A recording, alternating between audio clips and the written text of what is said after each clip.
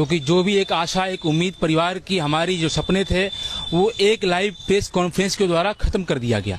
Sir, मैं बताना चाहूँगा कि हम लोग भारतीय वायुसेना के 2020 के वैकेंसी, जिसमें हम लोग की नवंबर 2020 में एग्ज़ाम हुआ, हम लोग स्टार इनटेक XY ग्रुप के एग्ज़ाम को पास किए, उतनी कड़ी फिजिकल टेस्ट को पास किए, और यह वही ग्राउंड गांधी मैदान है जहां हम लोग 5-5 राउंड इसका दौड़ा करते थे। फिजिकल कंप्लीट करने के बाद हम लोग की मेडिकल प्रक्रिया हुई। मेडिकल प्रक्रिया में हम लोगों ने ग्रीन कार्ड पाया, यानी कि हम लोग सफल हुए। ग्रीन कार्ड के बाद हम लोग का जो है मेरिट लिस्ट जारी किया, जिसको PSL बोलते हैं एयरफोर्स की भाषा में। उसमें हमारी 1357 रैंक है, मेरे दोस्तों की 200 रैंक है।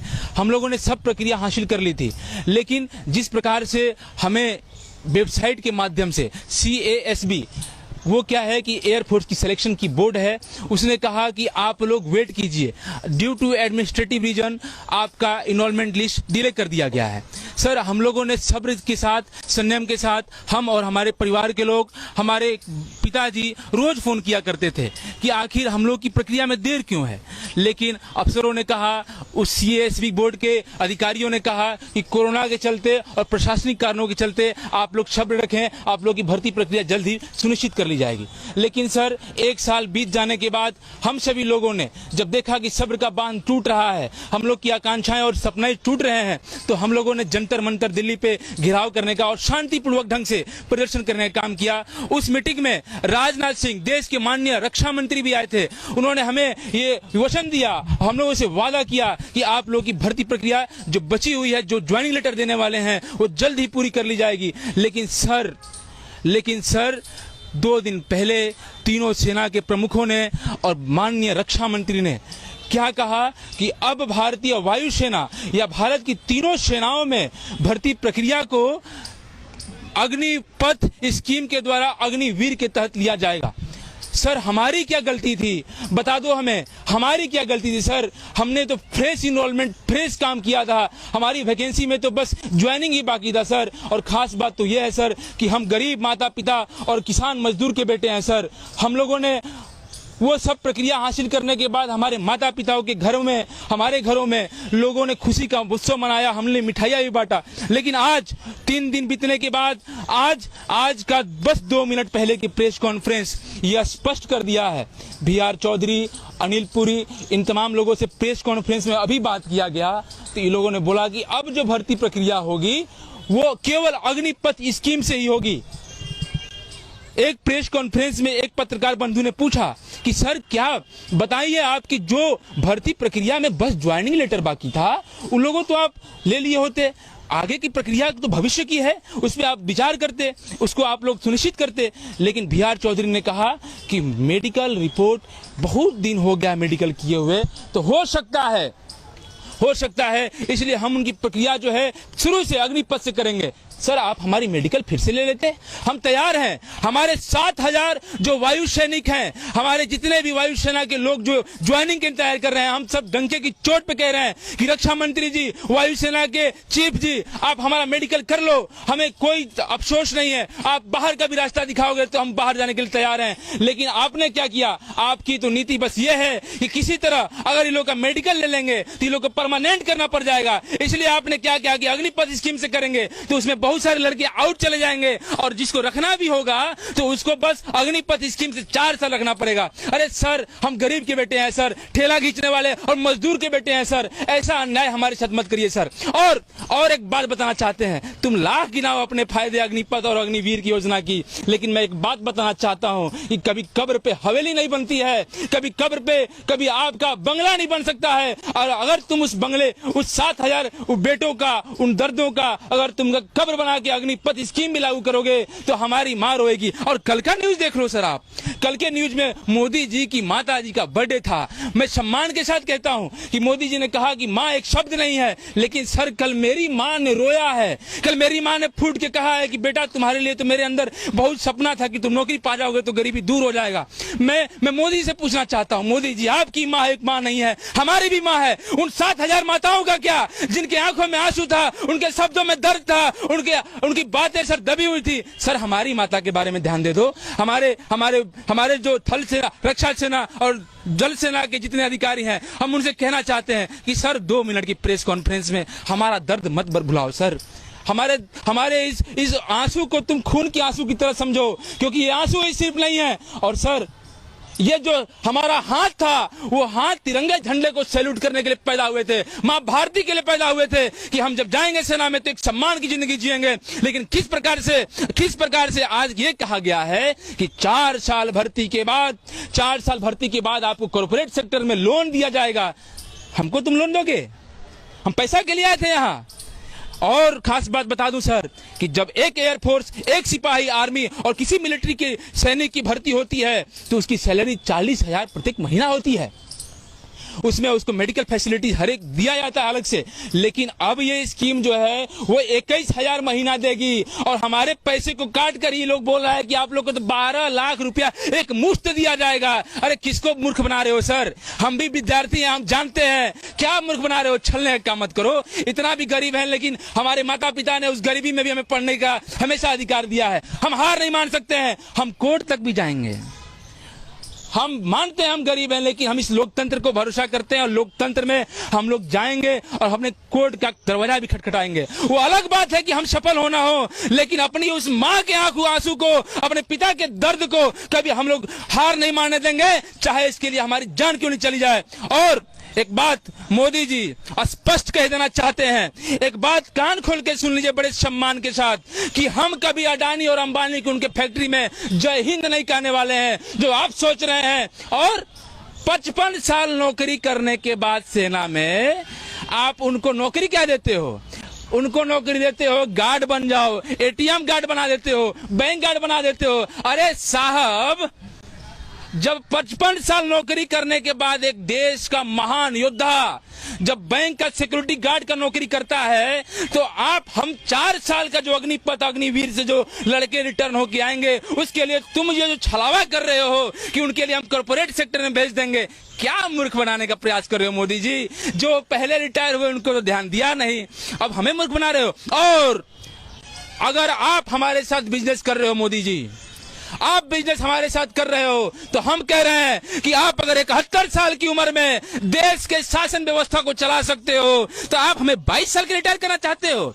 अरे हमारे शरीर में अभी भी वो युवा जोश है, वो लहर है, और ये बिहार की धरती है। और मैं संपूर्ण भारत के लोगों से कहना चाहता हूं कि बिहार और पूरे भारत के हिंदू मुसलमान मेरे भाइयों, एक बात कहना चाहता हूं कि आज देश की सेना पे जो चोट किया गया है, आज आप लोग, मैं विनम्र निवेदन करता हूं कि आज आप लोग साथ हो जाइए। अगर आज साथ आप लोग नहीं हुए तो आप लोग की आने वाली नस्लें पूछेंगी कि पिताजी जब देश की सेनाओं को प्राइवेट किया जा रहा था, जब देश के नौजवानों के साथ छला जा रहा था, तो आप लोग खड़े क्यों नहीं हुए? अरे हिंदू मुसलमान करके देश का बहुत सारी सरकारी संस्थाएं बेच दिया गया, हमारी क्या गलती थी सर? इसलिए मेरी बातों को आप लोग एक तरह संदेश भी समझो। और हम एक बात कहना चाहते हैं कि हमारी भर्ती कर दो, इसके लिए हमें बर्बाद न करो साहब। हमारी क्या गलती थी? तुम स्कीम लाओ, वो भविष्य की बातें हैं, लेकिन 7,000 लोगों की कब्र को मत खोदो। वो 7,000 लोगों की बददुआएं तुम्हें लगेंगी। और हम चाहते हैं कि हम देश के आन में देश के लिए अगर सर्वोच्च बलिदान भी देना होगा तो हम खड़े होंगे। सर्वोच्च बलिदान के लिए कभी देश के लोग कभी पैसे के लिए पीछे नहीं हटेंगे। हम ये बात कहना चाहते हैं, हम देश की सेवा जरूर करेंगे और मरते दम तक करेंगे। और तुम्हारे इस नियम के खिलाफ, इस संवैधानिक कार्य के खिलाफ हम देश के सर्वोच्च न्यायालय सुप्रीम कोर्ट तक जाके अपनी आवाजों को बुलंद करेंगे। मैं आपसे अब ये सवाल पूछना चाहूंगा, अभी जब बात कर रहे थे आप बहुत ज्यादा भावुक हो गए। मेरा सीधा सवाल है, रास्ता तो आपके लिए खोला है, उन्होंने कहा है भर्ती प्रक्रिया हमने रोकी है, लेकिन अग्निपथ के जरिए रास्ता तो आपके लिए खुला है ना, तो क्या आप उसको अपनाएंगे? क्या आप अग्निपथ के जरिए भर्ती प्रक्रिया में दोबारा से जाएंगे? सर, जब हमारी फ्रेश प्रक्रिया, जब हमारी हर एक कार्य हो जाने के बाद बस ज्वाइनिंग लेटर बचा हुआ था, उसको आप निराधार कर देते हो।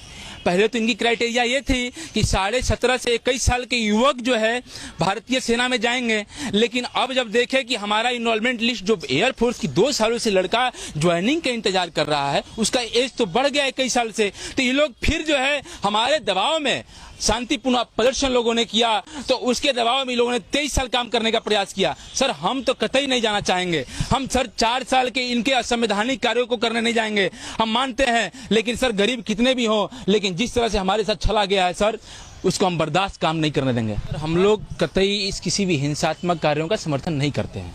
हम लोग ये चाहते हैं कि कब सभी भी लोग, जितने भी एयरफोर्स, नेवी और आर्मी के कैंडिडेट्स हैं, वो शांतिपूर्ण ढंग से एक तरह संवैधानिक रास्ता अपना के एक नया रास्ता को हम लोग आगे बढ़ाने का प्रयास करेंगे। हिंसात्मक रेलवे से किसी भी सरकारी संपत्ति का कोई विध्वंस करता है, उसकी हम लोग कड़ी निंदा भी करते हैं। और खास बात और बता दें कि जितने भी हमारे जो बच्चे, हमारे साथ जो बिहार के लड़के हैं, एयरफोर्स के हैं, जितने भी हमारे भाई हैं, कभी किसी सरकारी संपत्ति को हमने नुकसान नहीं पहुंचाया है। जो आपने सवाल पूछा कि आप रेगुलर भर्ती पे जाना चाहते थे, अब अग्निपथ स्कीम आई है तो उसमें भी चले जाते, तो मैं आपसे भी एक बात पूछना चाहता हूं सर, कि इस देश की रक्षा मंत्री जी से जो ये बोल रहे हैं कि देश का बहुत सारा पेंशन का पैसा जो पेंशन में लग रहा है उसको हटा देते हैं, तो देश की आर्मी को मॉडर्नाइज और मिलिट्री को मॉडर्नाइज करने का फैसला, ये कदम सराहनीय होगा। सर आप इस देश के रक्षा मंत्री हैं, हम पूरे ईमानदारी के साथ और प्रैक्टिकल बात बोलते हैं।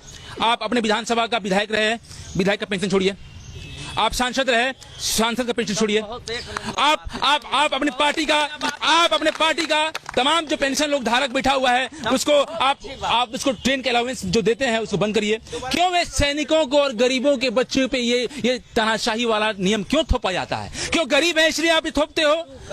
ये क्यों बोला जाता है? राजनाथ सिंह जी, और एक बात और, राजनाथ सिंह जी, आपके बेटे क्यों नहीं डिफेंस सर्विस में आए, ये बता दो।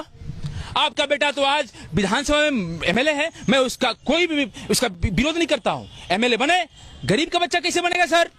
आज माननीय गृह मंत्री के बेटे तो बीसीसीआई के अध्यक्ष बन जाते हैं, कोषाध्यक्ष बन जाते हैं, उन पे कोई कार्रवाई नहीं होती। आखिर हमारे ऊपर ही नियम क्यों थोपा जाता है? हमने रिटन परीक्षा क्वालिफाई की है सर, और इस देश के नागरिक हैं, और इस देश का नागरिक हम जानते हैं कि हमारा हक अधिकार क्या है।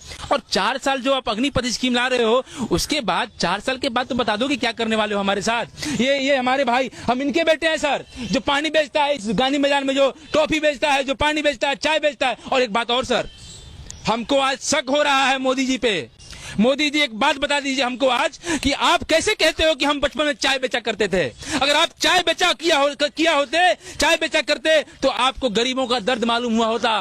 आप बताइए कि आप चाय कहां बेचा करते? सर हम नहीं बोलना चाहते इस बात को, हम ये बात को नहीं बोलना चाह रहे थे, लेकिन बोलता हूं, गरीब जानता है कि गरीब के घर में क्या दिक्कत है। हमारी बहनें हैं, 12 लाख रुपया सर क्या होता है? उनकी शादी करनी होगी तो हम कैसे करेंगे? हमारे पिताजी बीमार पड़ेंगे तो उनके लिए क्या व्यवस्था करेंगे? और मोदी जी आप बताओ कि आप चाय कहां बेचा करते थे? मैं उस पॉलिटिकल गेम में नहीं फंसना चाहता हूं, लेकिन आपका मैं अच्छे से जवाब दे दिया कि अगर ये नेताओं के साथ पेंशन व्यवस्था लागू होती है, अगर इन नेताओं को 71 साल में कुर्सी और विधानसभा लोकसभा लड़ने का अधिकार है, तो इस देश के नौजवान जो कि 18 साल में भर्ती होते हैं, उनको 22 साल की और परिश्रम करने के बाद तुम उनको निकालने का प्रयास क्यों करते हो, ये बता दो।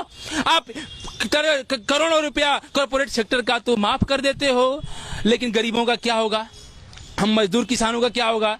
लेकिन एक सवाल यह भी है कि दुनिया भर में सेनाएं मॉडर्नाइज हो रही हैं, अब उस संख्या में जवान नहीं चाहिए। मॉडर्न मशीनरी ने, मॉडर्न हथियारों ने उसकी जगह ले ली है। तो अगर सरकार खर्च कम करने के लिए सैनिकों की संख्या को कम कर रही है तो कैसे करे? आपके पास कोई रास्ता है? बता रहे हैं सर, आप यहाँ पे एक बात कहना चाहते हैं कि कुछ चुनिंदे देशों में जो है ये टूर ऑफ ड्यूटी लागू है। आप ये बात कहना चाहते हैं, कहीं ना कहीं आपके सवाल से ये तो स्पष्ट हो गया है कि आप कह रहे हैं कि टूर ऑफ ड्यूटी लागू है, तो भारत में भी टूर ऑफ ड्यूटी लागू होना चाहिए कि नहीं होना चाहिए? और एक बात मैं बता दूं कि जो आप इजराइल और बाकी जो देश हैं जिनके बारे में आप चर्चा करना चाहते हैं सर, वो बहुत लिटरेट देश हैं, उनकी जनसंख्या भी बहुत कम है। और आपको बता दें कि आपकी देश की लिटरेसी रेट कितनी है। आप जाओ गाँव में, आप जाओ उस खेत खलिहानों में जहाँ बच्चा 4 बजे सर निकलता है घर से, और घर से निकलने के बाद दौड़ता है, पसीने से लुप्त होकर घर पे आके बेचारा गिर जाता है। पापा मजदूरी करके फल बेच के सब्जी बेच के आता है घर पे, तो घर का खर्चा निकलता है। उस बच्चे के बारे में कौन ध्यान देगा? गरीब सेना में नहीं जाएगा तो कौन जाएगा? अंबानी का बेटा जाएगा क्या सेना में? लेकिन जो ये सरकार का तर्क है कि हम बच्चे को उसके जीवन के उस दौर में जब उसे सबसे ज्यादा अनुशासन की जरूरत होती है हम उसे अनुशासित करेंगे, मिलिट्री सर्विस में मौका देंगे और उसके बाद एक मुश्त पैसा भी देंगे, तो बहुत से ऐसे बच्चे जो आज खाली बैठे हैं घरों में, बेरोजगार बैठे हैं, जो बहुत हाई एजुकेशन नहीं ले पाए हैं, क्या उनके लिए ये अग्निपथ बहुत अच्छा सम्मानजनक तरीके से एक रोजगार पाने का या देश की सेवा करने का मौका नहीं होगा? बहुत बहुत आपका ये जो सवाल है बहुत कीमती है और उस कीमती सवाल का जवाब भी हम कीमती से देना चाहेंगे। आप तब ये भी बता दो कि जब आप अग्निपथ स्कीम के बारे में इतना बढ़ा चढ़ा के बोल रहे हो तो आप क्यों कब्र खोने हमारी? आप 7,000 बच्चों का क्यों बर्बाद जिंदगी किया? क्या हम लोग युवा नहीं थे? जब हम मेडिकल पास किए तो हम लोग की उम्र केवल 18 साल थी। जब हम लोग की उम्र 18 साल थी तो अगर हम लोग भी सेना में जाते तो कोई हमारी सेना युवा होती? तो आखिर हमारी जिंदगी को बर्बाद करके आप ये दलील देते हो कि सेना मॉडर्नाइज हो गई, तो हमारी क्या गलती थी उसमें सर? आखिर ये दलील भी पेश करो कि आखिर हम लोग का कब्र क्यों खोना आपने? इसके बाद आप अग्निपथ और अग्निवीर की स्कीम के बारे में बात करते हैं। हम लोग की जो कहा गया है कि अग्निवीर में फिर से न्यू रिक्रूटमेंट होगी, फिर से फेज 1 की परीक्षाएं होंगी, जो प्रक्रियाएं फिर से करना पड़ेगा सर, उसकी हम लोग प्रक्रिया में फिर शामिल नहीं होना चाहते हैं। अगर ये अग्निपथ और अग्निवीर में करेंगे तो यानी आपको 4 साल की नौकरी मिलेगी तो आप करने को तैयार हैं? एकदम सर बोल रहे हैं कि आप एक बात बताइए कि जिसके पास कपड़ा नहीं है पहनने को, जिसके पास 2 वक्त की रोटी नहीं है खाने को, सर हम देखिए बाध्य हैं। आप फिर से रिपीट करना चाहते हैं इस बात को? हम ही नहीं, अगर इस नौकरी को हम छोड़ भी देते हैं तो बहुत सारे इस देश के गरीब के बच्चे जाएंगे।